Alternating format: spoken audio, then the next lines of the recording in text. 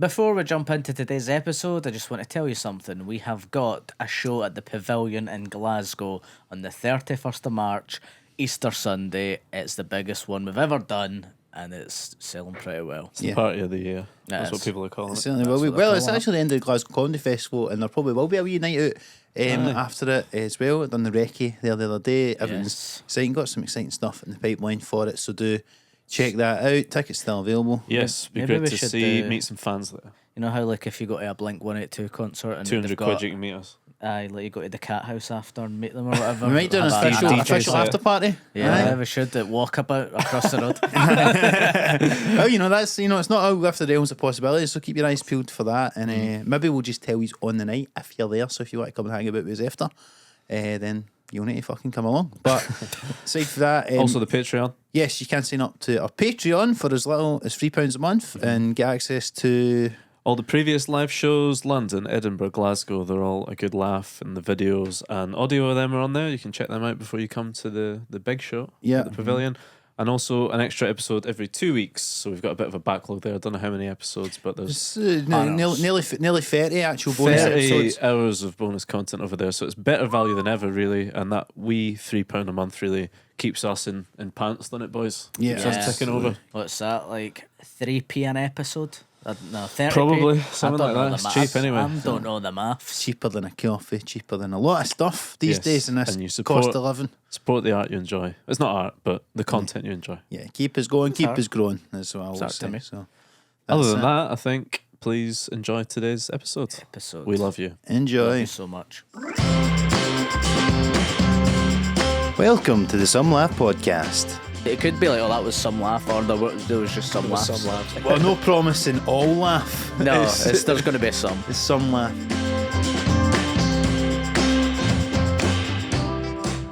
If you've always got like somebody on every week.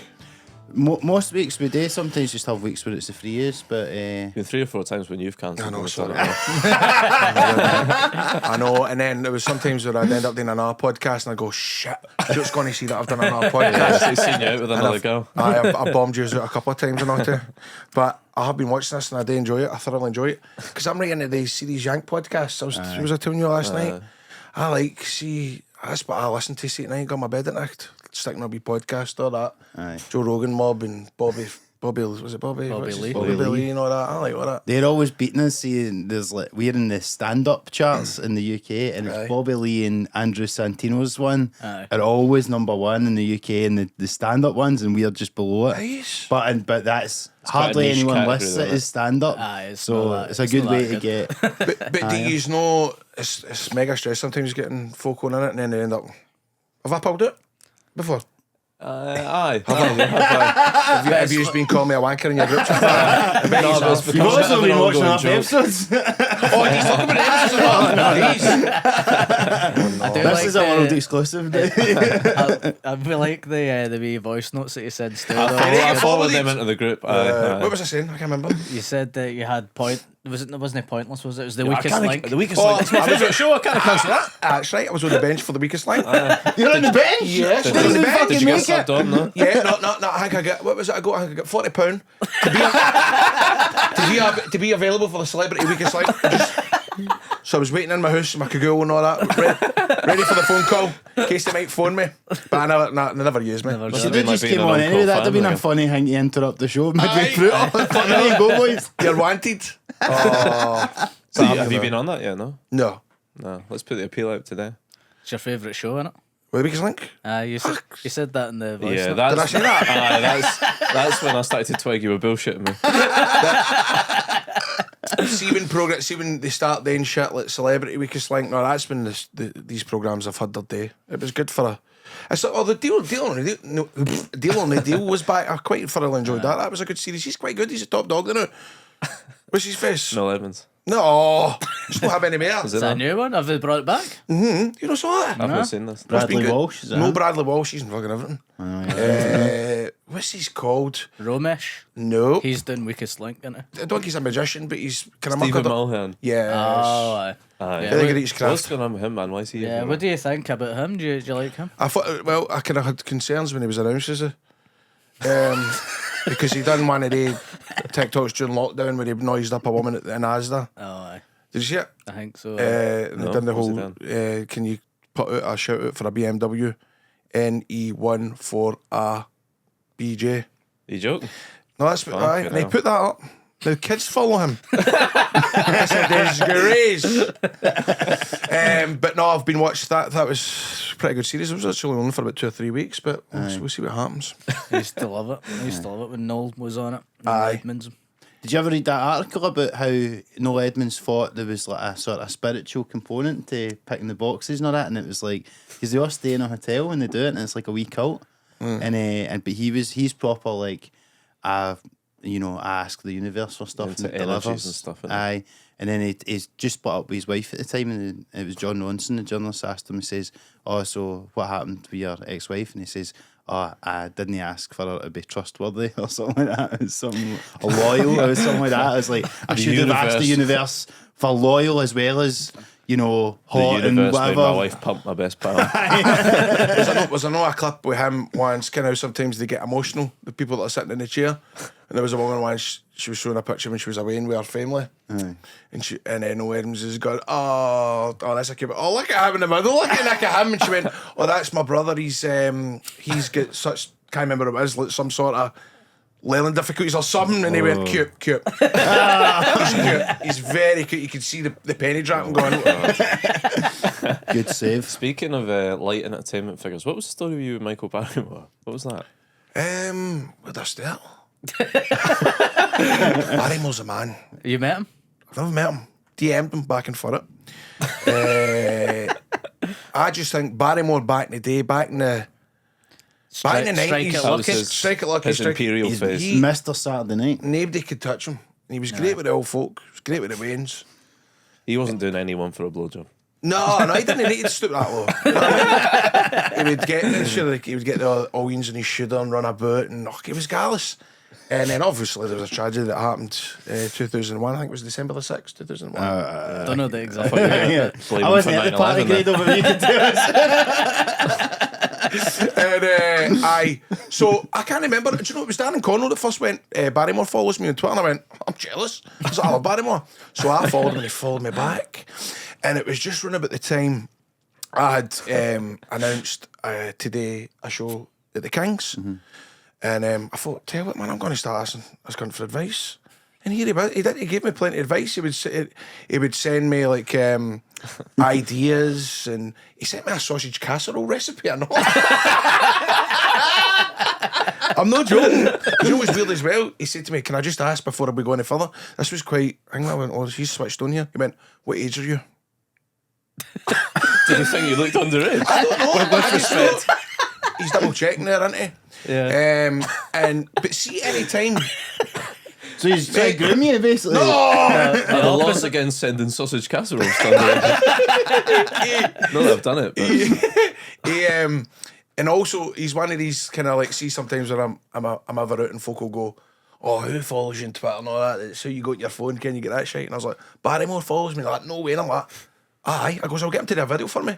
Right? In fact, can I find this video? Aye, sure. Right, so one of my mates, Paul Shaw, right? This might take a couple of minutes to find this, but it's brilliant, right?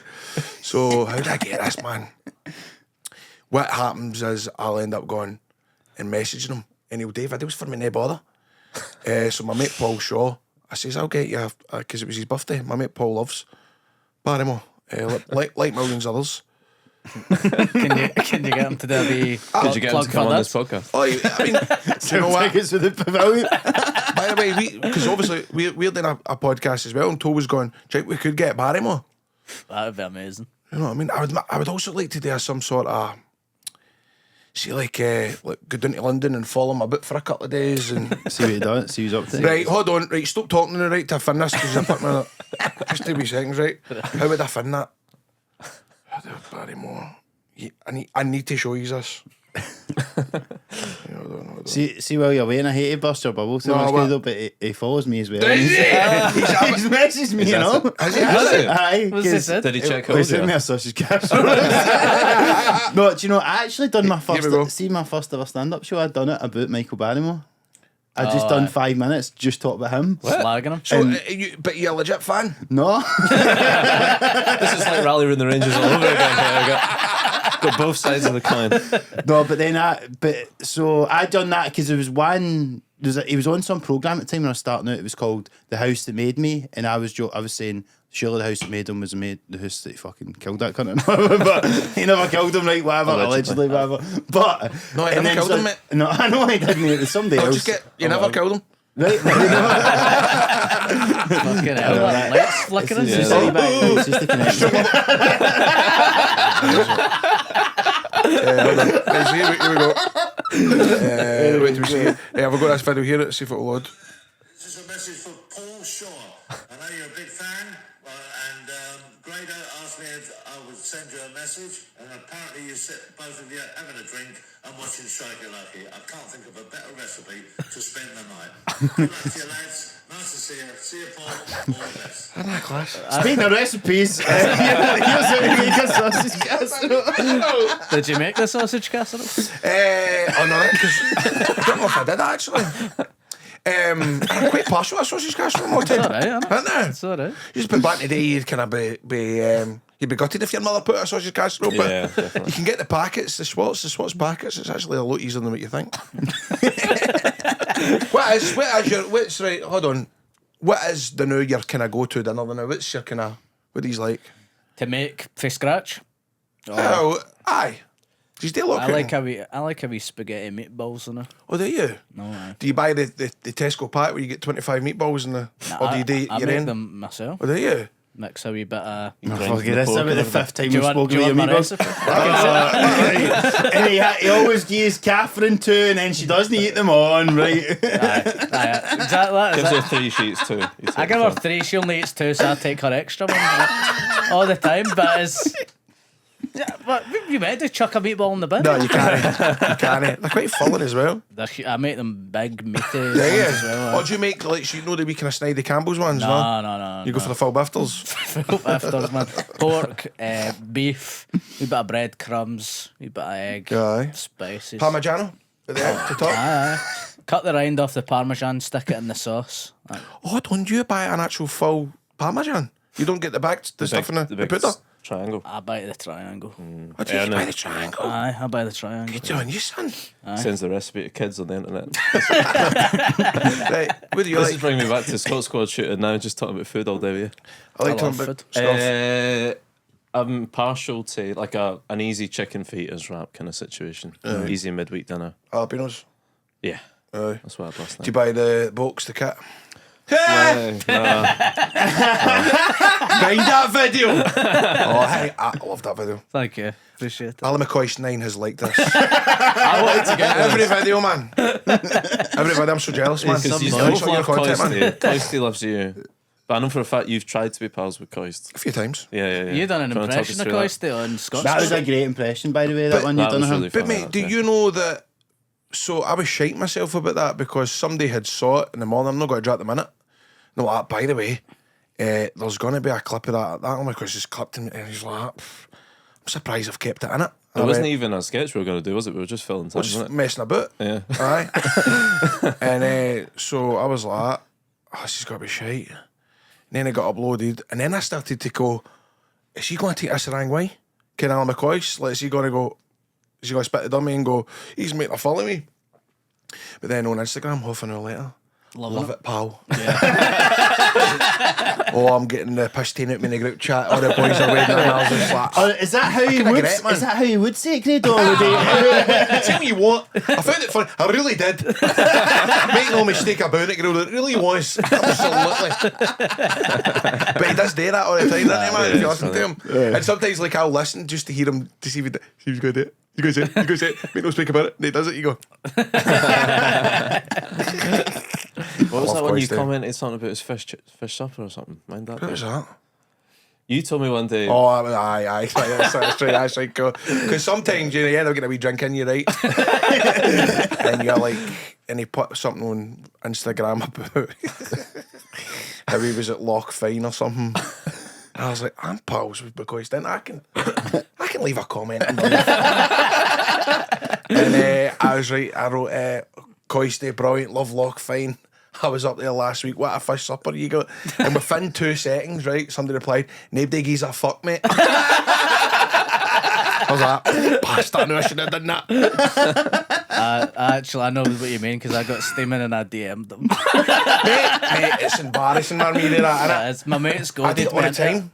it. I was like, oh, I loved your commentary the day, mate, and I didn't even watch the game. I love your commentary, mate. Did he reply? He said, cheers, keep it up. So he replied to you? I'll show you. We've realised that he actually just says keep it up to everybody, regardless of whether it's just somebody doing keepy ups or whether it's. So I tell you what, but for my birthday at Go Radio, they done a thing where they were getting a surprise for me, and Crofty was going like that. He's like, look, mate, just play along. It's a surprise for your birthday. And I was thinking it was going to be like fucking, I don't know, like, Michelle McMahon's like, do you know what I mean? It's somebody that we get on the show to come in and I, man, I just shut my eyes and opened my eyes, and Ali McCoy was standing in the studio, and it was the best birthday ever. And he smelled amazing. He's the man. He's just, but tell you what, but it's good because he does like, he likes all the clips and all that, doesn't he? Aye, no, he is. He's somebody. We should get him on. I could give him. Get him from the pavilion. Aye. We should try and what to do it. You want to DM him and I'll DM him for my podcast show. See what happens. No, we don't want to do that. I think we know the answer. No, I'm telling you, man. He's a big fan of your work. He's no shell suit Bob though. Come on. I know. That's true. He's a fan of Crystal, I think. Oh, God. He's told, man. He's Some boy. he's not. Hey, can't take him anywhere. See we like wrestlers and stuff like that, because I heard you speaking about meeting Hulk Hogan and how sound he was and that. You must meet a lot of them and like the fucking the big ones, and like who's been the one that's really blown your mind when you've met them wrestling wise? Austin was good. Who was that like? Your brother? He's been watching videos of me. Did you tell him about that? No, I mean, I was with him for like 2 minutes. Right. I was like, But by the way, I used to get on your brother. he was in a It's like hotel room. Chris meeting Andy Murray. Aye. Basically, somebody says, because it was WrestleMania weekend, and I had been doing shows that weekend because they do like a Comic Con thing called WrestleCon, and like, yeah, Steve's next door, and I went, fuck off. Stone Cold's next door. No, I leave my lane, don't go in there. I went, I wait to fuck. I went, I'm going through there, and I was like, I'm not caring. And it was Kenny Omega. Do you know who he is? He's in AEW. Anyway, he answered the door. And again, that's twice I've done this. I've done this with Goldberg and all when I met him in Vegas. I was like, I'm a wrestler too. I'm a wrestler too, big man. Hey, okay, cool. Got my quick 40. Then the old flirting the bird man in the 40. It was gallus. But there's do you know what? I probably because I go to meet Hogan and stuff like that. And actually, I was thinking about this in the way you were, because I was thinking they'll probably ask me about like wrestlers that I've met or worked with, but see, when I think back to it, actually, when I take a step back and go, the amount of wrestlers that I have done, like tag team with Vader, was I tagged one night with Bubba Ray Dudley. Was that the Hydra? No. This was in it was in Virginia, Richmond, Virginia. Right, it was me, Bubba Ray Dudley versus Hornswoggle and Colt Cabana versus I can't remember the other tag team. Hornswoggle, is that the wee guy that jumped up for the for under the ring? Aye. He was class. He's it's funny, man, because see one of them Hornswoggle. Just unlocked a memory, man. You see, because that same weekend when I met Stone Cold Steve Austin, we done a WrestleCon thing, and the deal was punters come up and they give like $10 and you get a selfie and you get a signature or whatever. And I just remember I sat next to him all day, and we came out the Comic Con together because we were going to like another show or another gig, and we were walking along the road, and this guy crossed the road and went, "Hey Hornswoggle, can I get a picture?" And he went, "Just 10."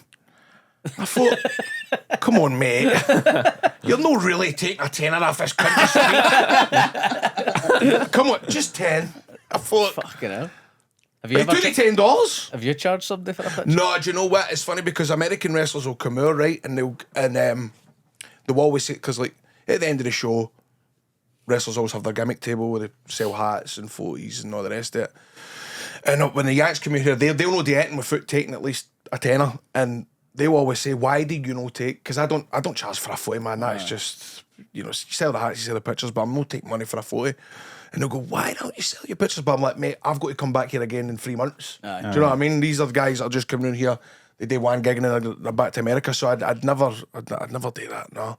But in America, but when they kens me, fucking right, man. Oh, aye. Selling bum bags and all sinking leotards at my case and all that. I've done everything like that. So you're saying about Goldberg. I think my favourite version of your entrance ever was when you done the Goldberg parody thing. I love it. And it's on YouTube if anyone wants to watch it, because I used to watch it all the time, because I think that your entrance with Like a Prayer is so funny, but it's just the bit. I don't know what it is about that one, but it's so brilliant. And you come out and then just see the way when you're just coming up, like dancing about, and then get up in the turnbuckle and all that, and the crowd are fucking loving it. Like, that must be the best feeling ever. It is. I mean, but that one was very, very last minute. I got somebody to make it. I thought, I've got the idea.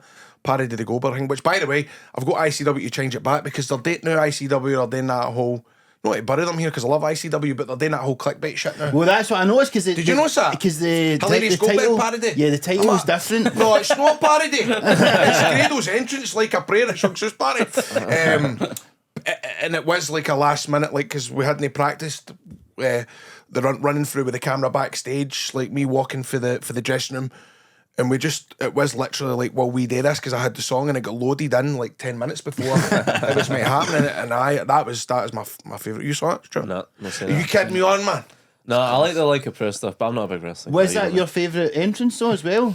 Out of all them, probably aye. That's great, because that's like, I just think that is the best one when you watch the one at SEC when I wrestled Drew. I don't like that as much. I'm kind of dancing awkwardly. It's weird because it's a longer ramp, and I'm.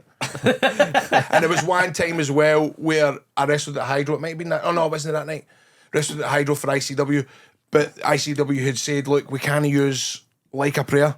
What, that was the one I was at, and I was gutted that you didn't get to come out to that, actually. Right.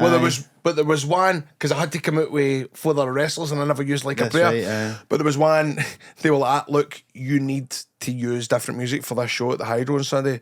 So I was like, "Well, see if I'm changing I need to change my full look." So I got like this new leotard made where it was sort of like the Tazzie's leotard, you get what I mean? Where it didn't have the legs on it. It was more like a bathing costume. And I got right tanned, and I had this hardy looking fucking Mick Foley flannel, which Foley gave me. And then the match we drew.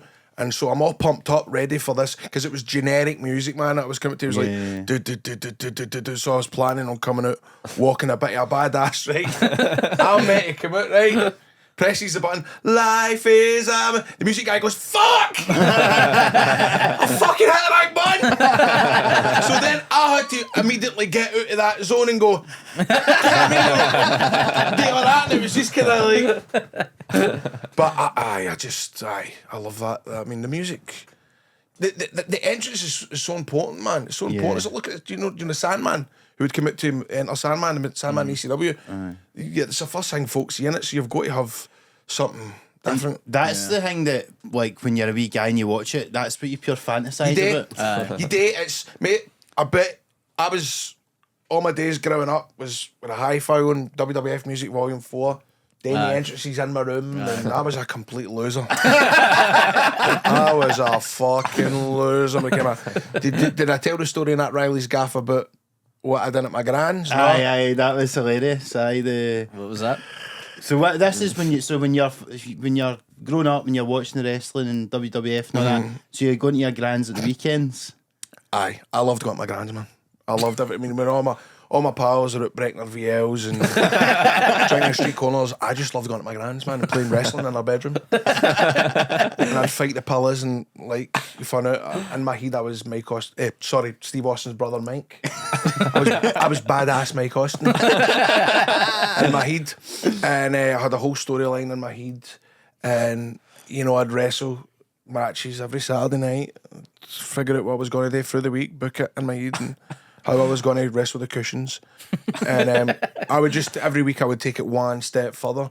1 week I thought, well, wrestlers need gear. And I thought, fuck it, man, my gran's tights. So I stuck on a pair of my gran's black tights. Nice. And a kind of sort of tartan waistcoat. Because Austin had a waistcoat, a leather one. And I came out and then I wrestled the pulse. But then the following week, I just... Did you ever get beat? I don't do the job, brother. I don't do the job. And I found out how wrestlers draw blood. A wee nick, yeah, a wee Nick and he'd do something I sharp. used to think it was like they had wee pellets or something like that. They would like explode. But So what they really do is when you see, it's funny sometimes it's weird that I still get uncomfortable talking about exposing secret. Now everybody knows it now anyway, do you know what I mean? Yeah. But wrist tape, white wrist tape, and usually it's like a blade for like a shaver, and you can buy a blade yourself and wrap it around tape and kind of hide it, and then when the time's ready to go, take plenty of aspirin during the day so that your blood can thin, and just a wee nick and the blood will be all over the camp. But I had only fun this out when I was like in primary 7 at my grand's and fucking hell, man. Do you remember the bottles of Puddies? Puddies, it was a sort of glass bottle of juice, no? It was called Puddies. What kind of juice was it? It was kind of like Red Bull type. Right. It was £1 odds at the time when that had been quite dear. And so I remember going out my grand's back door and smashing this bottle and going back into my granny's room and fucking going, fucking hell. with a bit of glass, right? Jesus But I managed to do it, man. Bear in mind, I'm 12, right? Cutting. Blood started pissing everywhere, man. hell. No, my Uncle Jimmy stayed with my gran, right? Never ever left my gran's house. And the door went in my granny's bedroom, man. They walked in and me with his small's tights, the tartan waistcoat, and blood pissing down me. He's like, what the fuck? And I often think, what would have been going through his head? But try to explain to him that I've just found the it. pillows. It's badass, Mike Austin's big night, brother. Sit down, Uncle Jimmy. You got married last year, didn't you? Aye, man, it's a fucking... Mate, it's such a... We want to know? Right, it's a straight... Mate, it's straight. Like... I've still got invites out my motor for folk. And my glove box. It was just an amount of folk that you piss off that you don't invite and you totally forget, and it's horrible, man. I know. It's Mate, politics, but I did like dread. I just totally dreaded it, just in terms of like, because of that, and I was. Is Michael Barrymore still raging? No, there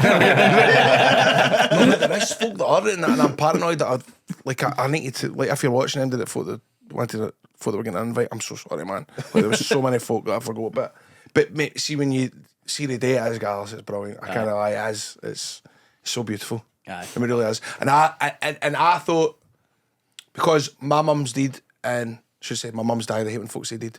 I thought about their mum. What was I going to say? I thought that I was gonna greet, like when Stephanie come down the aisle. Yeah. Did you? And I never. And I was pure, why am I not greeting, man? I was raging at myself for not greeting. You'd given yourself a wee nick to try.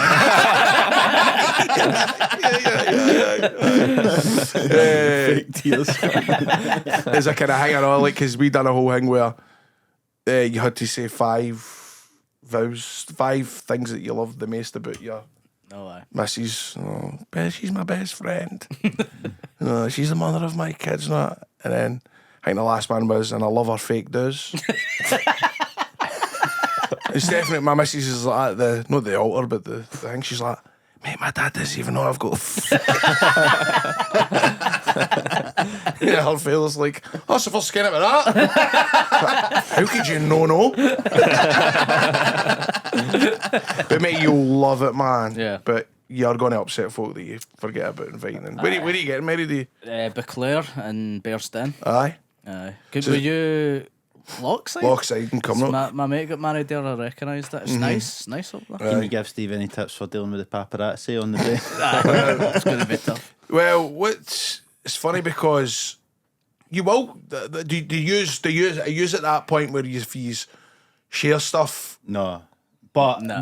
see when we had Greg on, I heard you speak about this as well, but like, It's a pain in the arse, they'll mate. do articles about stuff. It's a pain in the arse, Both man. of the two of the clips we put out when we had Greg Hempel on end up in the Scottish Sun, and I'm like, how do they even allow to do that? but Like, that- they're asking us. But then that stops guests coming on This podcasts, is man. right. It does. And I know for a fact, Greg, like, that nobody likes that stuff because the way they can turn it, like, I mean, just it gets embarrassing. Like, it's like, and then I guess a couple of weeks ago, I was just in between pantomimes, and I took a picture of my starter, and it was literally just a caprese salad, you cry it, the mozzarella and the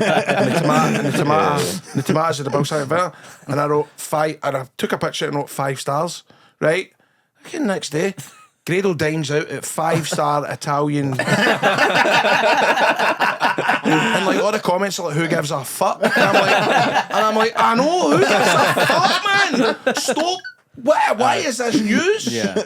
You know what I mean? Ain't you dates? Like, I remember like there's been loads of things where I was on holiday and I got my favourite Chinese restaurant tattooed in my back. I got May's Kitchen, 01294, blah, blah, right in the back. And it was like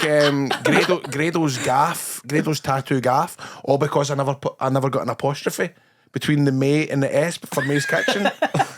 Surely you can get it added in as well. Exactly. Well, no, actually, they've changed it to the spicy walk. Mate, do you know what? I avoided You get a cover up. Do you know that I avoided going to May's Kitchen, right? Because I was like affronted that I had a tattoo of the restaurant. I was like, I'm not going back here now, man. That's embarrassing, right? But one night I was Have you still got it? I've still got it, what's it? Aye. There we go. Here we go. Hold on. See. Yeah, we traps. There you go. So I was like, I'm not, I can't go back there. So I was kind of half blooded. Is it a phone number as well, isn't it? Well, apparently my pal says it's Salcott's police station number, but I'll never find out because I've changed the number and all that. Anyway, so I went, right, I'm missing May's Kitchen. I need to go. So I was half blooded one night and I went in, right? And I walked in and the guy looked at me and I went, all right. And he went, all right. And I went, I'm the guy, man. And I thought he was going to go, oh, you idiot, come in, you with the tattoo, all right. And he kind of no sold me a wee bit. And because I had a wee bit of drink in me, I was like, I'm a guy with a tattoo. He's like, oh, hi, yeah. Didn't even give you There's a free bottle of lout. He gave me a 2-litre bottle of lout, man. I wouldn't thank you for that lot. Do you like that? Well, You can't give that shit away. but it's a spicy walk now, which again I was a bit like, why would they change it? I've got anyway. Because you've got Grado tattooed on you as well. Is there no story there? Aye, that was. I was in Magaluf Day. I mean, all my pals were all getting tattoos in Spain, and no, me and my pals were all in Spain, and we ended up getting chucked out of the hotel on the last day, singing and going bush and all the rest of it. So we thought we'll all go and get tattoos, and everybody's getting stuff like their fucking pride in Chinese. Do you know what I mean? And they're fat. Like my mate Big Dave got like all his nieces and nephews, all the initials down his leg. My other mate got his sister's name. We're all just blood. And I was like, because I get called Grado in primary 7 for about 2 weeks now. You get a nickname. You're young. You're like, you're delighted, and you're like, that's my fucking nickname. And I thought I'm either going to get WATP. Right. We Or- other people. Have to work Fuck, I that out. never go that. or Grado. And then I got it. Went back, and one of my mates who hadn't been chucked out, I Good was thing like, you never get a Rangers tattoo because they've changed their name now, not anyway. what the hell are we going to do? I'll be getting that. So I went back to the hotel, and my mate who never get chucked out said, who the fuck's Grado? And I went, that's my nickname. He went, no, it's not. And I went, bastard, man. Because I thought there is nothing worse than having a nickname on your body. Never mind a nickname that nobody calls you. so literally the next day I'm waking up, there's try to scratch it off. I was like, it's a Spanish, no shitey Spanish tattoo. Surely this will come off. So then I basically phoned everybody going, by the way, man, your name's Grado. You need to call me Grado, man. And right away, man, folk like Stevenson were going, oh, there's Grado. All right, Grado. And I thought, because at the time I was still wrestling, but I was called Grantham Bar. That was my wrestling name. I was Grantham Bar the Lowlander. So then I changed it to Grado, and I've never looked back, man. That's class.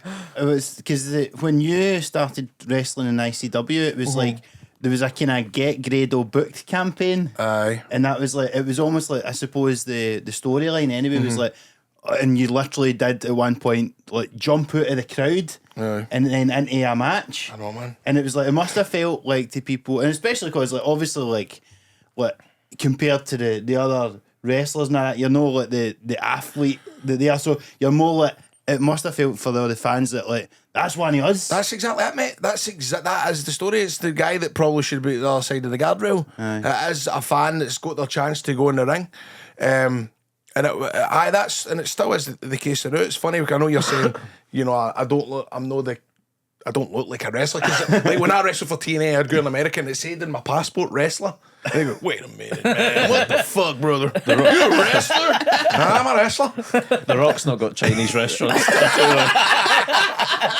I remember one time, one of the first times I wrestled in England, right?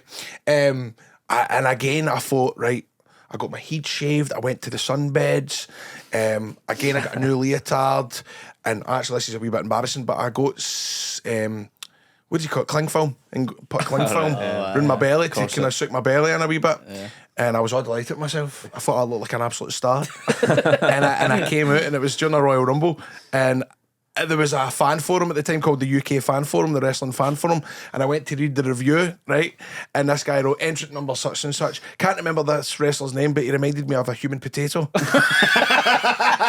So then the rest of the review referred me to the human potato through a clothesline. The human potato came off the ropes. The human potato eliminated at 23 minutes, 42 seconds. Maybe see when I was young, man, I was gutted reading things like that. But now I couldn't give a fuck, man. I've had all sorts, man. You look at, I remember when I first started wrestling TNA, some of the comments were crazy. Grado has given age to wrestling. Grado, I mean, it was really, really bad. Grado was the reason for contraception. I've had that. Grado's built all off a breed. I couldn't care less now, man. You used to be one of these people on the forums and that. I was mad for it. Do you still read them now, and like, because you kind of, you know, when you were a poster back in the day? I mean, I don't read as much anymore, but I mean, like my first time, the reason why I got into wrestling was all that fan forum. I mean, I was obsessed with it. I was like the original trolling all the wrestlers. I mean, I used to send dogs abuse to wrestlers, and I used to get their phone numbers and take send them casseroles. I remember going to the phone box at House Road in Stevenson with like £25 coins and try to phone K Quick and Terry Funk and kidding on I was a wrestling journalist to get through to them and talk to them. One of the, what was I going to say? Because so see when I was telling you about how I'd go to my gran's every weekend, that's how I got my start in wrestling, because I phoned up one night. There was a wrestling radio show on every Saturday night called Talk Sports Talk Wrestling, and I'd phone up every week, man, and I'd run up an offer phone bill, and my gran would go off her nut. But the night that I phoned and I asked if there was any training schools in Scotland, I was warned that day off. She went, don't phone that fucking radio station, man. My bill's going through the roof. And I was like, alright, whatever, I have to. Went in their room, sitting on the phone in her tights. Phoning up, and just as I got through and asked the question, is there any chance she could give me details about how to be a wrestler in Scotland? She come in the room and you can hear her in the background going, no! Get off! But what was incredible about it was, I got information about where to go for the training school, and see, during lockdown, somebody uncovered the clip. Aye. Did you see that? It's incredible. Somebody's managed to find the very first time that I found out about how to become a wrestler. Somebody uncovered it in its own YouTube, but it's before my balls have dropped and all that. And but it all came for like all that sort of being. I mean, I was obsessed with it, man. Just totally upset. I mean, I still love wrestling. Wrestling is no matter what. Like I do, obviously, radio stuff, acting, podcasting, but wrestling is my number one, man. My absolute number one. And it was that documentary, wasn't it, that kind of made things blow up a wee bit? It was crazy, man. The Insane Vice Fight Club. one. Well, there's the Vice one first, aye. The Vice one was Oh, was first. it that The one? British Wrestler, was it called? Aye, the Vice one was first. That was 2012, and it was just all the other wrestlers were scared about being made to look daft, and they're going to make wrestling look. They're going to shine it in a negative light. And I was like, who gives a fuck? I was like, I'll do it. Getting ready my bit. I'll do it. And come and film me with my dog and my ma and all the rest of it. And it was done. Vice followed me, and then that went out, and then BBC took the idea to do Insane Fight Club, and then that went, and then literally it was only meant to be on BBC Scotland, and I think a fortnight before it they decided to put it network, so it was only after EastEnders on BBC One national, and it was just overnight it just went absolutely crazy. I remember sitting with like 2,000 Twitter followers, and then waking up the next morning I had like 6,000 just overnight, and I was like, wow, Yeah. it was just mental, just how the way it took off. And the day after Insane Fight Club it came out, and all the director that done Insane Fight Club worked with River City at the time, and he's like, River City, want you on River City? So I'll do that now, boy. And within a couple of weeks I was on set filming for River City, playing a wrestler called Buster. 8 episodes. The Rock's never done River City, has he? I actually meant to ask you earlier on because you mentioned about Mick Foley, and so that was you won the ICW title when they done the SCCC, Aye. and Mick Foley was in the end. Again, another great video on YouTube, like when you win it at the end, and then you and him are in the ring. That again must have been an amazing moment. And for you to come in and being just a wee guy in your in your grand's bedroom, not doing it, to then you're in the ring, win the title through ICW, and you're sitting with fucking probably one of your heroes. Do you know what? It's incredible. But see, at that time, loads of good stuff was happening to me, and I wasn't taking it in. Yeah. Like I literally was like, and at the time I was still working in the fire brigade. I worked in the control room in the fire brigade, taking the 999 calls, and my schedule was nuts. I mean, I was literally like, coming off then on the fire brigade, you would do 4 on 4 off. I would do 2 day shifts, 2 night shifts, and then in the morning in my last night shift I would get a flight to Florida, go to Florida, wrestle for TNA for 2 or 3 nights, fly back, land at Glasgow Airport at 4 in the morning, sit in like the lounge, and then when the time was right, go to the fire brigade and do 4 nights at the fire brigade again. See what's going on to the boil there. What? Yeah. I wanted you to get on to educate Steve about fire. Oh, aye. Right, Do you mind that? Let's tell Grado this story. What's happened? No, I got the fire brigade called it to my house because I burnt the bacon. And Can I just say something? You done the right thing. thank you very much. What happened? I burnt bacon. I'd put tomatoes under the grill. The oil was spluttering and it started a fire. What did you put oil on it for? Because I wanted There's them to- fat in the fucking bacon. No, everybody's getting tips on how you cook for fucking the Michael tomato. Barrymore. for the tomatoes. I wanted it for the tomatoes to make them cook. Aye. No, got an air fryer. I do now. See the one has feathers, goes a cracker. That's the one. Is this what the fire brigade do when they come around? You got a fucking air fryer. Come on, basics. It would surprise you the amount of house fires there still was. It's crazy, man. No lot of chip pans these days, is there? Yeah, thank the Lord. Very dangerous appliances. Anyway, so basically that's all came in, and then Did you phone 999? My girlfriend did, aye. Good. I think she did. Good. And then they Were you came calm? I'd already put it out by the time she was already in the phone. Doesn't matter. But she was like, I want them round here anyway. And you can't cancel them. We don't stand down. Yeah. We don't stand down. Exactly. It's out now, so you don't a need to big come. Doesn't wrestling matter. gimmick actually. Control operator wrestler. We don't stand down. We don't stand down. I mean, it's the fire brigade. I mean, if you do smell smoke, if there is any danger of fire, always phone the fire brigade because you just never know. That's good. Well, we'll keep that in mind for if you keep vaping. Mate, I was going to say this is bad. This is really bad. Is I'm that a going wee through. gold bar? It's a crystal bar. I'm going through 4 of these a day now. Fucking hell. It's absurd. What's that? 2,400 puffs. 2,400 puffs, which is equivalent. 600 puffs is apparently equivalent to 48 fags. 48 fags times 4 a day. 48 times That's 4. like What's a that? duty-free pack, like 200. Unreal. Yeah. I'm going through literally like 6,000 fags a week. Mate, it's bad. Mate, see this? I can't. I sleep with this. I literally fall asleep. It's going to be a fucking fire hazard. Really, fuck. It's no good, mate. It's really no good. What are you going to do when they ban the disposables? Well, every time I get in a shot, I go, "He's no fucking banned yet." I say, You think it's on the shopkeeper? I go, when are these getting banned? Because it's not only that, mate. It's fucking nearly £20 a day I'm spending on these fucking things. It's really depressing, man. If anybody's getting help out there in issues, then they can't. Is it that addictive? It's so bad, mate. It's really bad. This One of the last morning, times I saw you, it wasn't a disposable one you had. It was a. aye, well, that's the thing, man. You They went to were- go get jam on toast flavour. What did I do? It was jam on. Was it jam on toast? Aye, see, I like this.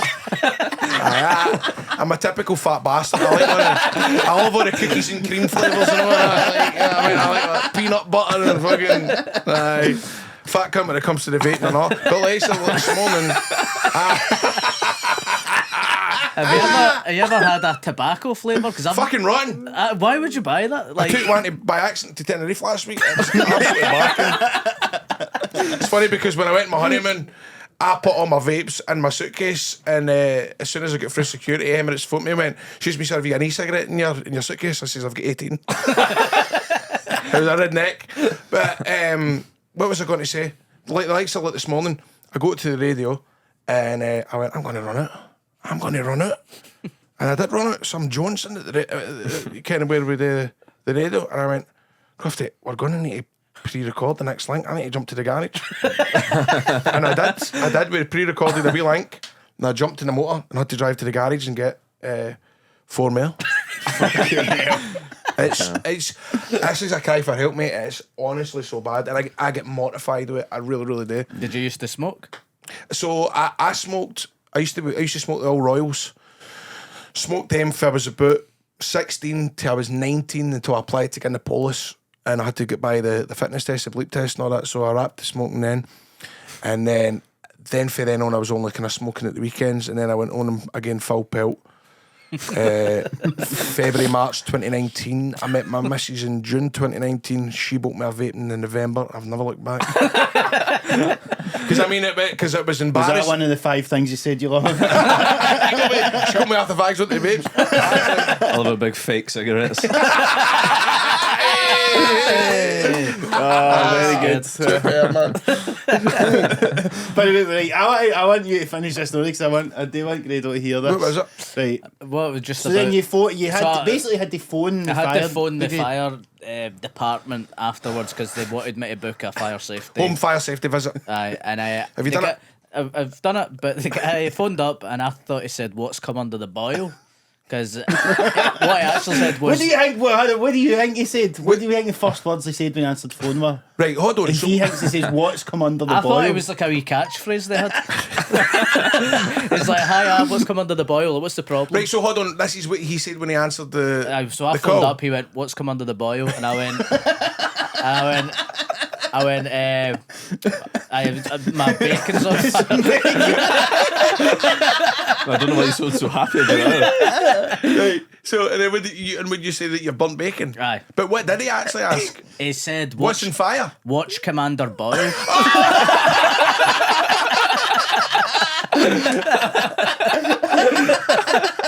That's amazing, man. Do you know what the funny thing is? I know who Watch Commander Boyle is. He actually messaged me. He seen me. That's funny, man. Watch Commander Boyle. That's brilliant. But we were talking about it like, is that what they say? Is that like the fucking fire We brigade didn't know phrase? either. I remember one time when because I was I'd been doing the fire brigade for about 8 years, and there was one time somebody phoned up, and I think it was like a binning fire, but it was in Stevenson where I stayed. I was like, "What's in fire? A binning fire. What's the address?" "Is that you, Grado?" And I was like, "Yeah, what's in fire? What's that?" Because I was cautious that they were listening. Like, my gaffer was listening and going, "Right, this shit needs to stop." Because I remember one time during because we were filming Scot Squad at the time, and at least it was on the telly, and on my break I went down to Domino's, and we wear the gear. Like, Watch Commander Boyle wears, firefighter control Stevely wears, right? and And so I was doing domino. Is it just a fucking leotard as well? That's on underneath. You never know when a fight might break out in the control room. And I remember coming back and folk were tweeting, just saw Grado walking about Johnston dressed as a fireman. I remember one time I went down to, because see, fun enough, during, because it got to the point where I was just taking off like every Saturday night, every Friday, Saturday, Sunday night to do my wrestling, and all that shit wears halfway. Like, see, at the start, it was like all the folk I worked with were like, oh, I'll work for you, we you wrestling and all that. Then it got to the point where it was like, fuck, this is just getting out of hand. And so I had to gear up, and it was a big risk, because I was like, well, you ken yourselves, you're never ever sure. So I was like doing pantomime and all that, and coming into work, doing pantomime, driving, doing a night shift in the fire brigade, waking up in the morning and going to do 2 pantomimes. I was fucking bust, man. And so I had my notice in December 2018, but during lockdown, the very start of lockdown, right, the chief officer of the Scottish Fire and Rescue put up a tweet saying, calling all retired firefighter personnel if they want to, come back to duty and help out during COVID. So I was blew up, as you were. I was like, so I DM'd him. I was like, because he's not answering back. I messaged the chief officer saying, you need a hand, right? And I woke up the next morning going, oh fuck, man, like what you do, man. Right, I messaged him, and he says, expect a phone call in the next hour. And so they phoned me and I'm like, can you come in tomorrow? And I was like, do you know what? I'm going to do that. I was like, fucking right. So I did. I went back to the fire brigade during lockdown. Don't get me wrong, I think I answered about 2 calls. It was like I was the shredder. I was the like making teas for everybody and photocopying stuff and all the rest of it. But I remember like going down, because you had to answer the door to the postman that would make a wee noise or whatever, and I'd go down and the postman was like, hey, what you filming here now? What the fuck? What's going on? Where's your camera, man? What's going on, man? You're off your fucking heat. Get selfies with her. But what? But also the back of my head, right? I'm like, going back to the fire brigade during lockdown, I'm like, hey, hero? You know what I mean?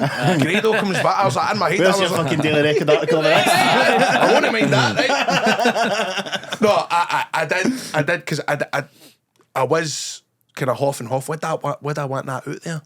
That, I'm back in the fire brigade. Anyway, I ended up doing an interview, right, for the record. And it was like, about me going back to the fire brigade. And then, so the guy, how's this story go? So the guy says to me, like, so what's the folk like in the control room and all that? What they like when you walk in? I was like, well, it's folk that have worked with me for years. Like, it's just, I'm just Graham. You know what I mean? But what about the folk that maybe that just came into the fire brigade when you had left? And I was like, what? Nobody cares. Like, it's no. Of course, the fucking article the next day.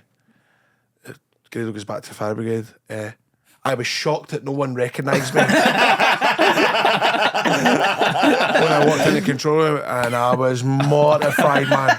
Somebody hung it up in the locker room. Fuck's sake. I mean, I really was. I was really embarrassed. And I Fuck's sake. fucking quit the next day. I can't take this anymore. Halfway stressed. How come you were like still doing it when you were flying over to fucking America and stuff like that? Because, mate, I'll tell you why. Because my mother would always, my mom and father, don't you begin up that fire brigade. Good something to fall back on. Don't begin it. And I try as long as possible. I remember 2014 for TNA, I done the reality show. It was called British Boot Camp, and the winner got a contract. I never won. I think I came third or fourth, but we done a whole, I was on their UK tour, so I done the Hydro, I done Manchester Arena, and I done Wembley. And all the wrestlers and all the company, all the bosses get back on the Monday and the Tuesday. I got a phone call. You get ready to move to America, brother? You ready to go? You ready to go? You ready to move to America? And I went, oh, what's the crack? It's like, look, we're going to offer you a deal. You'll get guaranteed money a month. And are you ready to sign it? And I was like to my mom, I was like, Mum, I got, I'll be right. You're not going to New America. You get your work. You get your work. You're not getting out of that. I was like, but I mean, that's the way it was. Really? But to be, in hindsight, it was the best advice she gave me, because I mean, the guaranteed money was something ridiculous, like $1,200 a month guaranteed money, right? And it was a couple $100 for a match, but I wasn't guaranteed a match. So what I said to the company was, look, see that money that you're going to pay me, guaranteed money, I says, take that money and buy my flight with it. Right. And any matches you need me for, use that money, buy the flight, and I'll get paid per match. Right, yeah. And they were like, right, hold on, we'll go away and think about it. So they went away and come back and said, we'll still give you the guaranteed money, we'll just fly you whenever you need it. Oh, so it worked out. So they still got that guarantee. And then they would fly me, I was twice a month, I was going back and forward to Florida, and it was just fucking the time. But like what I'm saying is, sorry. Rift of the Week sponsored by? Who are you sponsored by? You don't get sponsors? Not Amber yet, but if they want to get in touch, I'm trying to get whoever will get us to Germany for years. So what I'm saying is, there was so much happening to me at that time where I didn't take it. I don't think I took it in. Yeah. I never ever took that in much. And it's one of the things that I'm kind of a wee bit kind of like, no gutted about, but where I think, I should have stood and soaked in a wee bit more. But I suppose, well, I did when I done Wembley last year. Did you see that? I seen that for AEW. Was it The AEW? AEW, well, that, because I hadn't done anything kind of much in wrestling the last couple of years, that was where I thought, right, I'm going to take this in, man. So I did when I went out there and I was standing at the top of it. I was just going, yes, yes. It was a bit of a buzz. That's Yeah, class. it would be. You're saying obviously about no having done as much wrestling the last couple of years. Obviously, one thing you have been doing is working with Stuart, Aye. Scot Squad. Scot Squad. Sure. I love it. It's a good laugh, isn't it? You're so good at helping me on set and stuff like that. You're really. Well, I mean, you make it easy. A lot of the scenes are just things you've said before we started rolling. Well, yeah, just say that again. Just say it as wrong as you just said it. I feel as if some things I end up telling you. I tell you so much stuff before we start rolling. I go, what the fuck did I do? I'm not. Yeah, I seem to always get you at vulnerable moments. Yes, That's the stuff I'll be bringing up on here. Aye, really quite dark stuff. Innit? Get it on the Patreon. We can certainly do that. So that overlapped as well, because did you not miss filming one day because you forgot you were working at the farm? Oh, mate, embarrassing, man. Mate, there's been loads. Like, the fire break, it was a hindrance. The fire break, I was, 2 hours late I was for Scot Squad one morning. And they say that when you're filming telly, like, any time where the red light's on, it's like getting into the car park and burning £50 notes. Yeah. I mean, it costs so much money. I remember as well one time, fucking on River City, I was only there for a couple of months. And I went on set and I went, by the way, I need to be away for you for 5:10 tonight.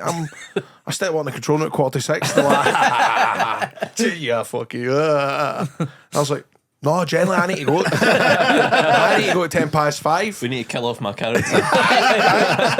And mate, when I think back to it, I'm like, wow, I can't believe I've done it. Like, during a set, during a fucking scene, I was like, I need to go now, trips. And they were like, is this fucking, is she for fucking real? I was like, I need to go. So they were like, well, I had to give I think I was wearing like a grey hoodie, and like one of the runners had to stand in and they'd say my lines, read in my lines for me. But that's what I'm saying, the stress of that just got too much. I was like, I need to just pick But one. you're still so fucking, you're one of the most busy people in Scotland. Sure. I'm kept going. Kept going.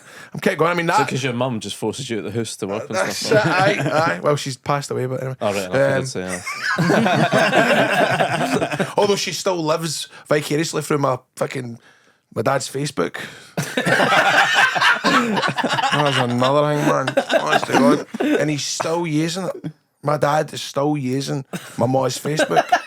Oh, I mean, so he's on her account. Mate, see so my dad's blocked me on WhatsApp.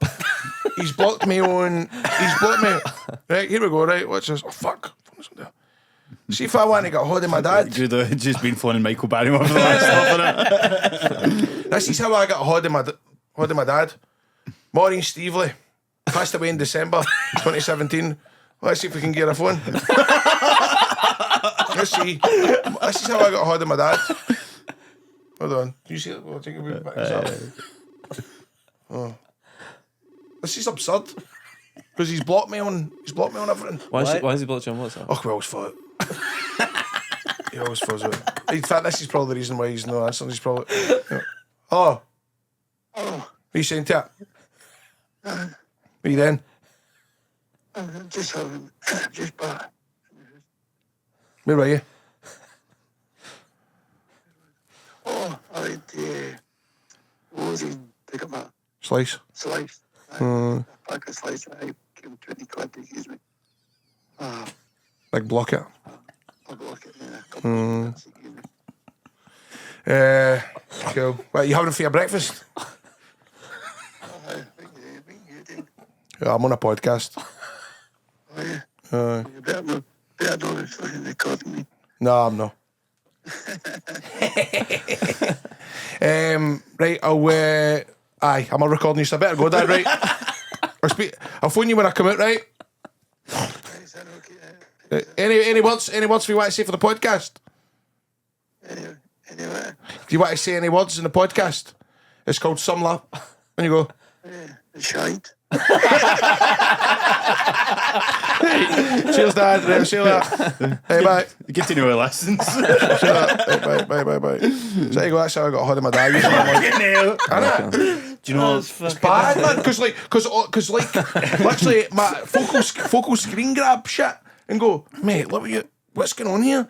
Because She signed up Dundee to our United beat. Patreon. What? She signed up to our Patreon. But it is. It's like I remember one time going, what was it? Fucking. Just can't remember. Rangers get beat once. Daily Record shared it, and I'm looking in the comments. Maureen Stevely, Gio out. Gio out. And then the story that I tell in my best man speech ended up on Instagram about how fucking he uses me to haggle and stuff like that. I remember one time I went through his messages and it was all shit like, cause he's got bad mobility issues, right? And he was trying to buy a fucking second-hand scooter off a woman for Troon. And he's gone, scooter too dear. You from Troon, one of most well thingies in Scotland. I'm from Stevenston, one of most deprived areas in Scotland. And then she was right, and then she wrote back, I don't know if she knew that or he had mentioned me first, but in the end up she says, why don't you get your son Grado to pay for it? And he replied, he no got panto this year, he's skint. Oh man, I'm like, Dad, get your own fucking Facebook, man. Do you know my mum passed away a few years ago, right? And I was in the pub that December, and I was out with my mates for school and all that, and then we've had a couple of pints, and then I get a text on the family WhatsApp group, Mum, and it's like a message. And I'm like, I'm like, what the fuck? And I had a few pints. And what happened? My dad's fucking phone and ran out of battery. He's fucking taking my mum's phone. But I'm like, do you not realise that's going to come up on a fucking phone? It's a weird feeling, but innit? She's back. Oh man, when did your mum pass away? 2021. Oh fuck, so it's still quite raw then. Do you know, I don't know if I was going to mention this on there, but I used to work, I knew you worked in Fire Brigade because I used to work with your Uncle Bernard. Bernard Higgins! Is he still alive? Never! Is he still alive? Thanks, sir. No, you start about your functional Bernard, man. I used to work with him, and then because he found it, because I was working there while I was doing stand up. He talks on this. That's not what she says. That's not what she says. That's the way you got like that. Get him on the phone. Because he would, I used to, because he found out I'd done stand up and that, and so he would always tell me about you. Yeah, Like, Graham's doing great. He's still in the Fire Brigade, but he's going to America. So where did you work with, man? In Asia, in the call centre. Wow. One day, best thing I've ever seen in He's there so good, man. was he just went absolutely off his nut at the manager one day, and he's like, "No, I'm not going on the phones," and all that. And it was as if somebody like, it was a hostage situation or something. He just refused to do that because they were being cunts to us. I can't remember what it was, but he took a stand, and everybody else is like, "I'm so glad he's doing this, but I'm not fucking joining him." He doesn't miss and hit the ball. Well, Bernard didn't he know? What's that? He doesn't miss and hit the ball. No. Aye. I can't believe you know him, man. Aye, Bernard. That's brilliant. Saying that, Great guy. I've actually as I'm gonna forget to invite my wedding. Oh no, Bastard. he's coming to mine. But that is one of the folk that I have been thinking about, man. You need to give him a shout. Wow. Aye. A what, man? Jesus. I love that. It's mental, isn't it? That is my world. But that's because I remember he said, because did you pretend you worked somewhere else so they didn't know where you actually worked? I remember him telling me that. Aye, like when I first started, I never tell, like, because even before, we're joking about the Fitbit and stuff like that. Aye. But I would always, the journalists would always try and ask you, what team do you support and stuff like that? And I just thought, I'm not getting into this. Like, it's the worst thing you can do is like end up dividing your audience. I'm actually worried because see when you were saying because I'm like, because that's the thing. Mate, I've always some been folk the are same. pathetic, man. It's like, Aye. mate, it's just not worth it sometimes, No, man. it's Like not. people, because then you end up getting heat because folk go, oh, you can't fucking announce who you support, now. But you've no idea how much it can. It just If completely. you hide it, it's worse, though, isn't it? Because people will go back and fucking 10 years ago and find a picture of you in a Well, tap or something. I mean, I remember, I couldn't believe it. One time, there was literally a clip, it was on YouTube. Grado spotted at Ibrox, and I'm no joking. How this guy managed to fin this clip is literally me walking with a pie, walking to my seat, mate, in front of like thousands of folks. Somebody's managed, and I didn't even know the clip existed myself. It blew my mind, man. It blew my mind. Aye, it's just aye. No, Rap Flaunt's always says it is. Why can we not just go? Because it's even, you know what it's like, even when we listen to pundits and all that, and the radio and stuff like that, a lot of them still go, They always kid on, they can't don't. do on and all that, and you think, come on, man. But then sometimes you get Sutton and Boyd, and you think sometimes maybe they're better off getting them.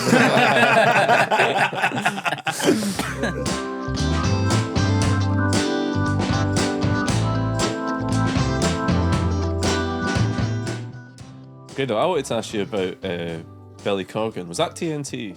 TNA, aye. TNA. Oh, Billy Boy. Aye. What can you tell me about him? Did you like Smashing Pumpkins?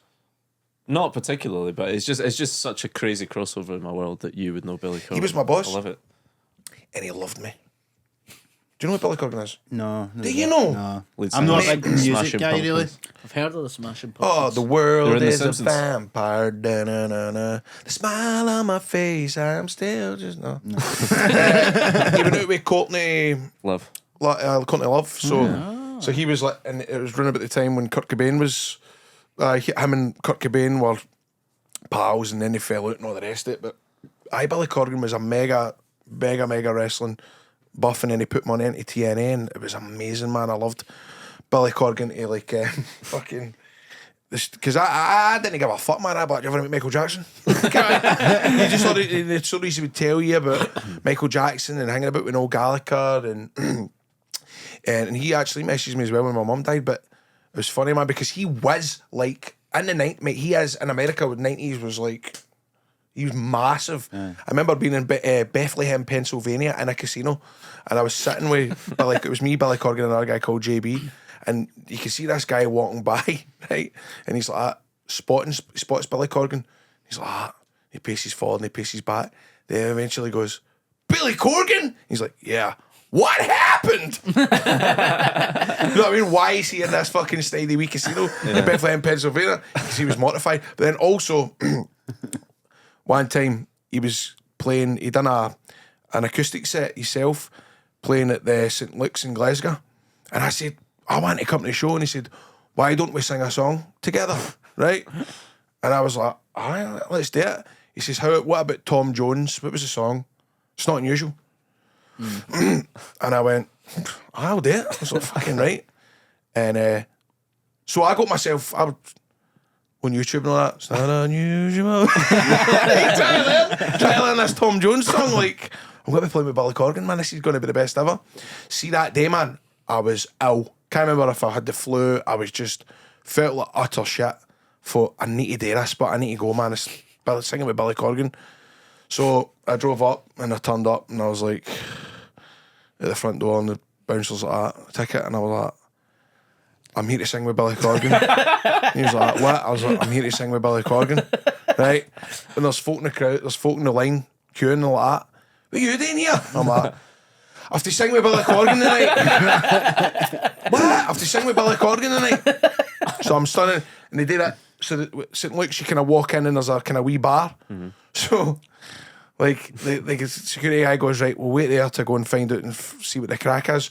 So I'm sitting in the wee pub bit before you actually walk into the main room bit, and folk are coming up and going, what you doing here? And I'm like, I have to sing with Billy Corgan. Then eventually the guy comes out, right? The security guy came out and went, Grado, I was like, he goes, he doesn't want to do it anymore. And I went, oh, fuck it, I'm away home now. And I went home, and I just think, I bet there's folk going, ah, fucking Grado's fucking saying he was going to be singing with him on the stage. Daily Records. Grado lies about singing with Tell Billy him he's Corgan. got to sing with him. Aye. But aye, he was brilliant. I still keep in touch with him now and again. Oh, Billy Corgan, he's one of the ones that I like to go, like when folk go, who do you ken, stuff like that. Billy Corgan's always a good one. Yeah. So it is. Aye. Yeah. I would Yeah, say, she's up there.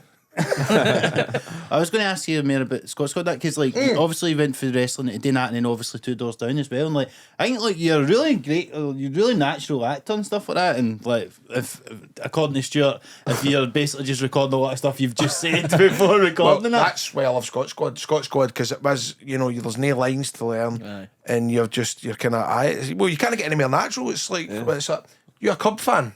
A what? A Curb fan, Curb Your Aye, Enthusiasm. of course. Yeah. Aye. Like that, Yeah, it's that. see all that sort of improvised stuff. I think it's just the best. I love it. Aye. So you done it? I done it with you. That was a wee Doug. So you what? Remember that? How'd you What do did- me? I got cut. Liverpool. And, well, I got Did cut, it get cut? cut for you, and then I was recast as older officer. Older officer. Yeah. Steve gets cast him at 20 years of I his fucking remember age. that. I do remember that. Was I out that day? Aye. Aye. I was a forgot wee about eco-protester dressed as a dog. Aye, right enough. Oh, that's right. I remember that. Do you know what the weirdest thing about then Scot Squad, right? Is when you meet Polish, and now you get nervous running about being Polish. It's funny seeing the Polish being nervous running about you. You can't win. Yeah. Grado, how you doing, mate? All right. It's funny like, to have it like for the roles reversed. Did the police like it, do you think? Well, Or that's did it- one of these days we're going to come across somebody that fucking hated it. Yeah. But so far, everybody's. Polish tend to love it, yeah. Aye, they do. Because They're they're always always- like, oh, he's just like Grado in my work, or he's just like whoever. You get all that. There's been times where I remember fucking when Central Station, the Polish kid had only left me. Get out of here, and I was kind of half thinking, is this a wind up or whatever? But it was to go into the station and they had like a cardboard cutout of me with a hat on and stuff like that. But it's good, man, because I wanted to be a postman when I was growing up. I was, you know this, no? No, you know I this? didn't know this, no. Oh, mate, I was daft on the post. I mean, I really wanted to be a copper. I was You're fucking. in your grand's house dressed like a Polish. Arresting the pillars. Where's this blood came from? And mate, twice I tried to get in the police, and twice. Well, the first time, I tell a story at a time, but the first time was to get in the cadets, and I was like, what do you think about sectarianism in the west of Scotland? And I'm going.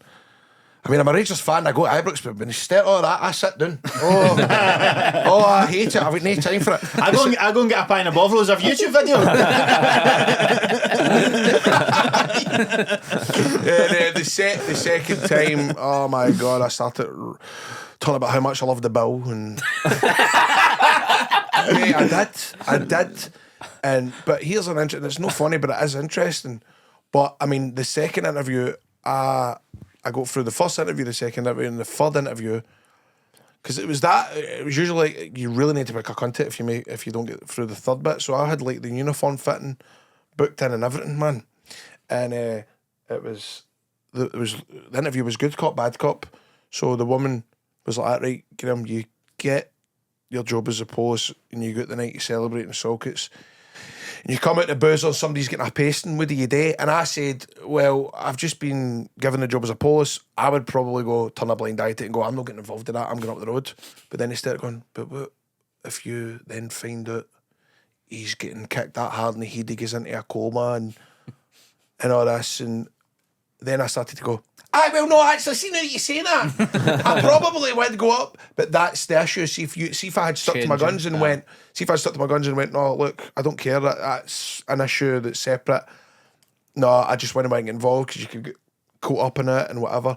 If I had stuck to my guns then, I would have probably, they said, they got aye, because that's what they're trying to catch you. But so anybody, budding police officers out there, there was one for you. Aye. Also said gesture rang. Hold on, was this on Scot Squad? Is it a gesture or gesture, something like that? Just somebody makes a gesture or a gesture. I go to a rang. Because they tell you at the end, look where you made a cunt to it. And that was one of them, says you can't be in court and saying fucking the wrong words. Is it gesture or gesture or something like that? I think it's gesture, innit? Is that a gesture? That's a gesture. What is it? That's a gesture, but Is it not a gesture? No, so you said gesture instead of But gesture. if you just stuck to your guns and being wrong, So but then, believe it or not, one of my thrills was to put on that uniform. It's no surprise after what I go through to get my wrestling kicks with the old tights and a bit. But when I put on the uniform my first day on Scot Squad, I was like, right, I've done that now. Aye. You know what I mean? I've ticked after the books. I can do the whole kind of that shit. You know, the post always do that with their armour. you're one of the best at standing like I that. love doing that, man. I love doing that. I also love when Scot Squad are all noise and like see because we're in the traffic and getting a speed gun. And standing at the side of the road and popping out and saying folk shite themselves. And slow down and all that. I got a kick out of that. So I did. How did you find going for Scot Squad that is more improvised than that to doing 2 Doors Down, which is all like scripted? Well, 2 Doors Down is scripted, but the dialogue that I've usually got is usually just aye. Alright. So it's not really. But it was, don't get me wrong, it was daunting going into a room where you've got Elaine C. Smith, Johnny Watson, Norton, and then there's like Dunn and Arabella. I mean, it's just the years of experience. It's just kind Proper actors. Oh, aye, like legit. But it's just, you learn that much from them as well. Like, wee Johnny's just fucking hilarious. Love Johnny.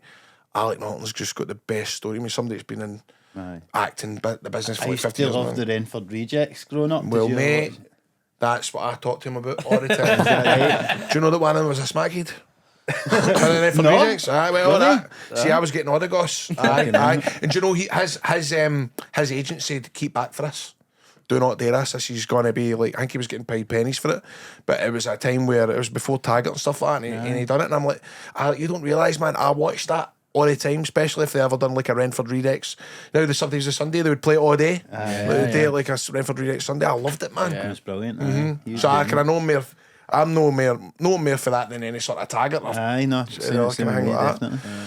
But aye, it's good, man. It's I figured.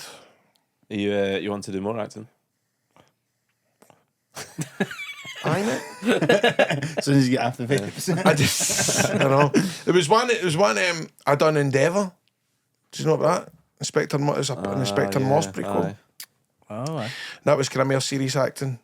But again, I played a wrestler. I played a gay wrestler accused of killing an Indian takeaway driver. But I didn't know I was gay until I got on the set. Did they figure it out because you had the fucking name of the restaurant tattooed on you? It was weird, man, because me and my brother, right, were running, because you did it. I done a self-tape for it, and it was all like me and it with a guy, and it was like, you got somewhere, but I didn't click on that's what it was. So I go on the set, and there's a guy who's at least in his 60s, and I didn't realise, and I had to run my finger down his chest, and in a Manchester accent, you got somewhere. You got somewhere. And we done a scene where I was like getting interviewed by the police, and it was all like, the policeman was like, do the other wrestlers know about your preference? They don't care. As long as I'm getting bums on seats, it don't matter where I get up to in my spare time. So I done that. And I got a wee shot of Crime as well with Irvin Welsh. Aye. So I'd love to do more kind of serious acting. It's because I always like to see guys that do comedy and end up getting into doing the serious stuff, like your man, would you call him Bishop? Bishop's fucking superb. We done Doctor Who, didn't we? Oh, aye. Right, I was he going done to say that- Robin Williams. Robin Williams, aye. Jim Corgan. Carrey. And there's some, and would you call him the big fella for Steve Merchant? Do you know what I Aye, mean? aye, No grinder car and stuff like that. Brilliant. So I would like to do more stuff like that. I would. By the way, have you seen the new episode of Curb? Aye. Yeah. What do you think?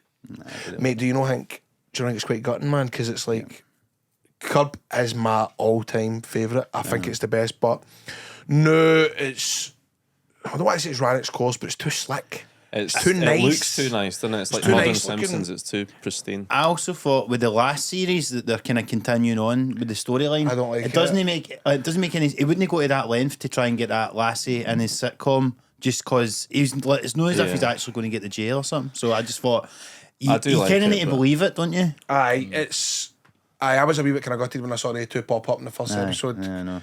But Aye, it's a bit too thing now. But I tell you what, they've got a podcast out. If you saw that, Big Jeff Garlin and I've not watched Susie. it, but I did see it. I bet you that's good though. With all the It's behind the man. scenes chat. He doesn't shut up, a Big Jeff, but it's, no, but that is my absolute favourite. I love Curb Your Enthusiasm. I just think it's the absolute best. So Larry David's the man. And can we expect to see you back in a ring anytime soon? I'm wrestling next week. Are you? I'm wrestling Enzo Amore. All right. Yeah, I'm wrestling him in London, and then I'm wrestling. I think in East Kilbride in a couple of weeks. So I'll probably be doing another family bash at the Pavilion as well. Brilliant. So I get offers to wrestle all the time, but I'm not in fucking any shape to be wrestling, man. No, that I ever fucking was. No, that I ever was. You know what I mean? But no, especially with this fucking. I've got to keep this nil fanny pack just in case. That's part of your gimmick or something. It's. I still love wrestling, but I'm really out of puff now. It's got to the point where I always say to the promoters, because usually they'll put out the bad guy first, and then I come out, and then we'll wrestle straight away. But I'm always like, mate, I need to come out first so I can get my fucking breath back for that entrance, so that I can go for it. Because mate, I've seen me blown out. Sometimes there's not a worse feeling in the world if you're wrestling and within 2 minutes you're blown up and you're out of gas. It's horrible, man. That you just can't. It's just you just look like a fucking slob rolling about the ring and nobody cares. What's the deal with the entrance music? Because I know that obviously, as you mentioned earlier on, there is times that and I think there was a point even in ICW where you couldn't use the like a prayer. So ICW would always just play it for the house, and then they would dub it if they were doing it online. Yeah. TNA, they so the first time I wrestled for TNA, we used Like a Prayer for the house at the Hydro, and then they nearly had it. That's how I did that. Say Yes Madonna campaign back in 2015, man. What I wish I'd done with that was I wished I'd got everybody to download the song rather than just pester her. Okay, what I mean? Yeah. I think if I'd done the whole thing, well, let's try and get her to number one, it maybe would have made a difference. Yeah. But I see that was an interesting email. I know the following request for Like a Prayer to be used. Universal Music has been denied by, and then the fucking colons or whatever it was, Madonna. So because apparently she does take a look today with where her music goes. She gets the final say on where her music goes. So apparently it was like that. And then that's why I started getting on to Jonathan Ross. Folk were tweeting Jonathan Ross, and then he had DM'd me to say that, look, I might ask her about it, but I don't know if we're going to have time. But then the following week, it was the Brit Awards and she fell on her hoop. Remember that? Oh, aye. But I got a wee bit of coverage out of that and all, because she was in a big black cloak when she got pulled down the steps, and I put up a picture of me with a black cloak on. And you don't get the people and all that. But it's a big thing. And then again at Wembley, I tried to get it there because everybody thought they were going to hear it at Wembley last year, and I was devastated because it was only like an hour before it when all that got confirmed when I was going to what music I was going to use at Wembley. And they were like, the promoter was like, no, I don't fuck with Madonna. I thought, she's got to be shite, man. Not getting my song. But the name came up and I was all right. So he came out with the big show. He came out with the big show, man. I met him literally 10 seconds before we went out. I was like, all right, mate, you're doing something with me. He was like, cool. And he was just like, you know that way, he just looked at me and went, who's this? But then when he came back, he was like, hey, kid, you got a bigger pop than me. I was like that. So it was nice to do that. But that was good. But no, I want to keep doing wrestling, keep doing my family bashes and stuff like that. So we'll see what happens. I don't want to take up too much of your time, but was there not a story with something to do with Kurt Angle on a bus? So it's like there's there's etiquette in wrestling, and when you're new to the game and you need to pay your dues, and if you go to a new company, you sort of need to be like, you can't pester these folk. You know what I mean? But the first night I'd been on the same show as Kurt Angle was when we wrestled at the Hydro, and we were going for the show had finished, and we were travelling on the bus for Glasgow. It was right out for the Hydro. We were driving down to Manchester to do the show at Manchester the next day. You're going to play that gay character? Right. And so I was sat up at the back of the bus while the wrestlers, and Kurt was up the front himself, and it was like, you don't bother Kurt. He sits up at the front and all that. No, but I'd get a fucking couple of cans. I was like, oh fuck, man, this could be my only time. And I was like, tell you this, man. So I was like, I'm going down and know him. I was like, don't, man, sit down, stay up here. I was like, no. So I went down, and I sat next to him. I was like, all right, mate. He's like, hey. I was like, Go to say, Kurt, you're one of the top 3 cunts to ever wrestle the boots. to ever lace the boots. Of course, somebody goes, did Grado just call Kurt Angle a cunt? 'Cause you know what it's like. They don't say the cunts the way we say it. So everybody's gone after like, I'm like, no, what I'm saying is it's a term of endearment. I'm saying you're a good cunt, like, you know what I mean? Then I'm going, because in TNA never used these, because remember his music in back in the day was and I go, do you ever remember that, bro? Do you miss that coming out to he's like, every day, kid, every day. So you've got to see things like that. You've just got to do it. You've just got to go for it. Aye, and then I ended, because it's like, I ended up, so there's a thing in wrestling called Wrestler's Court. God, before this, he tells the same shite fucking stories every time. There's a thing called Wrestler's Court. The first time that I ever wrestled in America, I was to wrestle a guy called Low Key, who can't be anywhere more opposite than what I'm a, right? He is like 6-pack, shredded, high flying, whatever, right moody cunt. And I was to wrestle him on TNA, and it was live that night, and we were the first match, right? Now, in wrestling, if it's a television show, if it's used for the telly, there needs to, all your match needs to be put out, laid hours before. So I had went up to Loki during the day and was like kind of nervous approaching him, and I went, all right, mate, you're wrestling me tonight? He was like, I went, I just want to say I'm a big fan of your work. My favourite match was between you and Xavier at Elks Lodge in 2001. I had it in tape, and he went, listen, I can beat the fuck out of you inside the ring or outside the ring. You decide. Here's something along the lines. Mate, I shit myself so much that I went to the bog and started to look at a flight back to Glasgow. I was like, I can't do this. But Hurricane Helms, right? Stand back, there's a hurricane coming through. And by the way, everybody in the TNA locker room didn't like him, and so folk were up to me going, I'll give you $50 if you smash this cunt in the nose, right? Right? So I'm going, I was on nervous, my head was oily camp. And it, literally 20 minutes before I met the group, I still hadn't come up with this match. So, mate, it was the worst feeling ever. Hurricane Helms come up to him and explained my gimmick to him and says, look, he's a fun character, blah, blah, but he's actually a quite good guy, he can go in the ring and all the rest of it. So the match turned out no too bad, right? But that night, after the show, we went back to the bar, and MVP had said, hey, Grado, Hurricane Helms fucking saved your ass tonight. He saved your ass. You were going to get your ass kicked. He says, you gotta buy a drink for the whole roster. You gotta fucking buy a drink for the whole roster. Or Hurricane Helms said that, you need to buy a drink for everybody. So this, bear in mind, this is like one of my first nights there. Of course, I ended up getting distracted. I ended up going to the pub for a couple of hours, right? That's all I'm going to say, right? Came back, and the fucking pub was shut. All the wrestlers were home.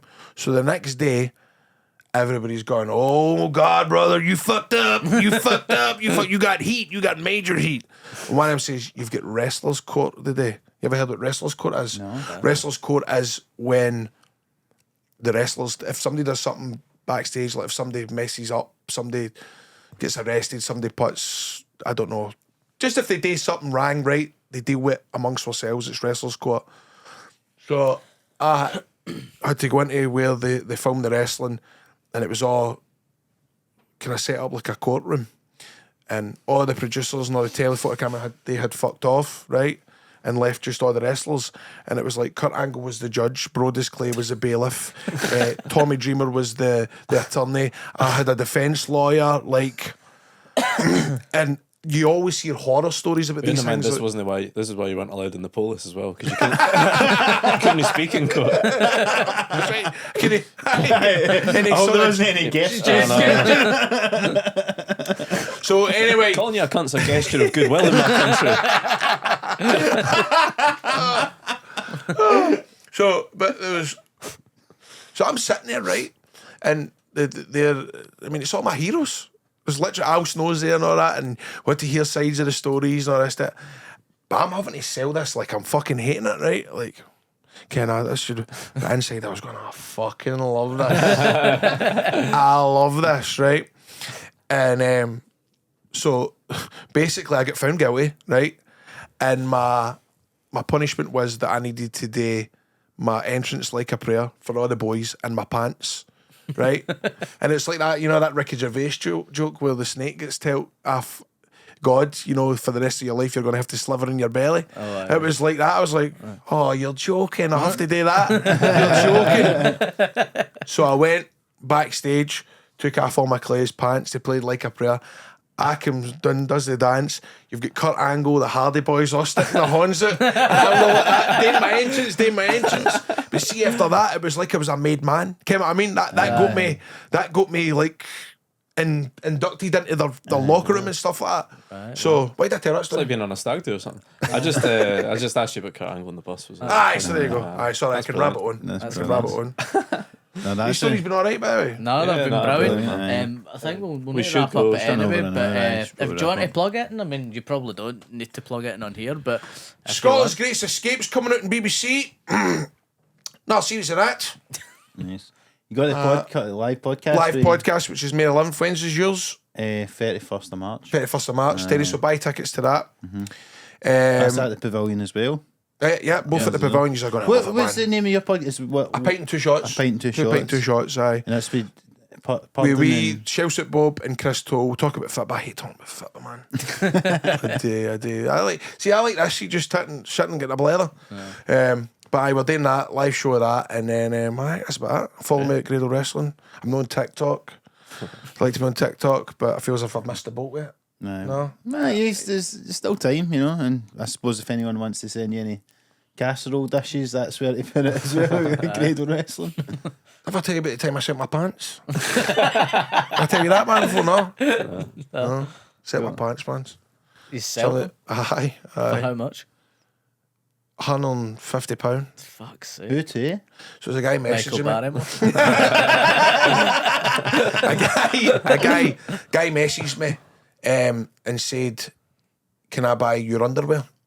Now I thought he meant, he's maybe because some wrestling fans are quite freaky where they'll fucking buy all leotards and stuff like that. And I was like, what do you mean? He was like, no, your pants. So I was with my mate Greg Henry, and I was like, look at that email. He's like, you're fucking joke. He's like, tell him £200. I was like, no, I can't do that. I'll say 150. So I said 150, right? And fucking, so I'm like, right, £150. So I sends a message, right? And I get a reply. He's like, no, but I need a picture of you in him, right? And I went, mate, Greg, I'm not, look at this. He's wanting me to get a picture. So we were going to the swimming in the gym. So we go to the swimming. He's like, get the fuck, he's that cameraman. So then I'm like, stunning it. Just in the lockers at the pool, stunning in my pants, but I get pre-marked ones, right? He takes a photo and I sends it to him. And the guy's like that, replies to him again, no, from behind. So at this point, we're now travelling for the swimming to wherever we're going. And I'm like, Greg, he's telling me, he's like, fuck off, man. So we pull in. He's the driver's seat. Fucking bent over at the driver's seat, telling me pictures. Went straight to the post office. Took off my pants, wrapped them up, put the address and sent it. He says, I'll send you the money at 5 o'clock tonight. I thought I'll never see that. Bang on 5 o'clock, I got £150. Fucking hell. What did you spend the Please money on? don't crop this and put it as a fucking story. That's the clip for sure. If you want to buy Grado's pants, you can do that. You're going to be getting the request fucking rolling in after that. That's wild, man. No, thank you so much. He'll haggle you down 50 quid. Well, I've enjoyed myself, man, but I've got to say he'd for talking too much. Let's go. Thank Thanks you so so much, much Grado. for coming on, man. Is that alright for you? Yeah, Brilliant, man. Big fans of your work, by the way. Really, really rare. I love it. Yeah, I've watched your special thing. thanks, I've watched your man. special, and you've not got one up yet, and you're just kind of clipping it's stuff, aren't you? It's up now. It's up now. Is it? Yeah. When did you put it up? Boxing Day. Oh, did it? But it's not on their page. Is it? I know, Oh, it's on YouTube. Labs. It's on Can watch YouTube, that aye. But You don't need to. No, I'll watch it, but I put all the clips out, so you can watch that. aye. watch it. Everyone just put it. I love it, so I do, I really do. Thanks, man. Well, listen, it's been Cheers, great to man. have you in. Yeah, it's been amazing. Big fan as well. And been fucking brilliant. Thanks so much. Before we go, just obviously, please remember to like and subscribe on YouTube. Give us a 5-star review on Apple Podcasts and Spotify. And you can follow us at some of Pod on Instagram, TikTok, and Twitter. Look at this, man. Is this the pants? 356 fucking in it. Is that not give you the fucking... Yeah. Well, we don't feel so bad that he cancelled on us all those times. Fucking scummy. Yeah. You know, at least one of them will be for your Moz phone as well. Anyway, listen, thanks a lot for tuning in, guys. Cheers. Thanks for tuning in. Cheers, Speak to you Grado. soon. Thank you. Cheers, man.